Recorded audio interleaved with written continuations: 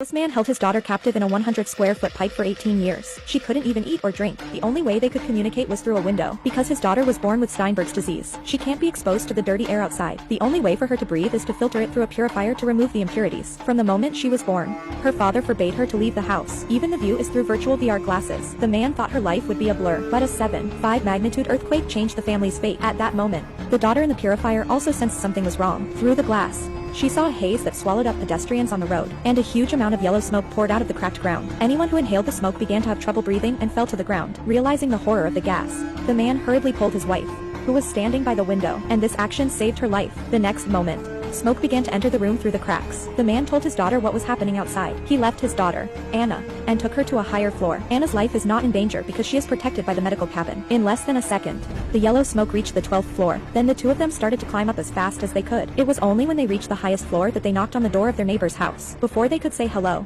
the men went to the balcony first. Seeing the smoke rising, he knew he couldn't just sit there and wait. Although the scenery in front of him was very beautiful, but the more beautiful it is, the more dangerous it is. But accidents always come at the most critical times. His daughter called for help through the walkie-talkie. The medical module's backup battery has only 4 cells left. If the poison doesn't dissipate, the pod will shut down. Both of them realize the gravity of the situation, but their daughter is on the 2nd floor, 18 floors away. A round trip plus the time to change the batteries would take one person to hold his breath for nearly 5 minutes. But at that moment, the man suddenly remembered that one of the neighbors downstairs had a serious respiratory problem, so there must be some spare oxygen cylinders there. For the sake of his daughter's safety, the man climbed down the pipe at the risk of death. When the poison flooded his body below the neck, he immediately held his breath. Using this short minute, the man quickly arrived at the target floor. After breaking the window, he immediately entered the room, but a corpse in the room interrupted his search. He turned the body over and found that it was his neighbor who had been sick. But before he could bow his head in mourning, the man felt he was reaching his limit. But after searching for a long time, he couldn't find an oxygen tank. He begins to panic and rushes to another room to look for it. The man can feel his life counting down. 20 seconds to go. That's the longest he can hold on. Fortunately,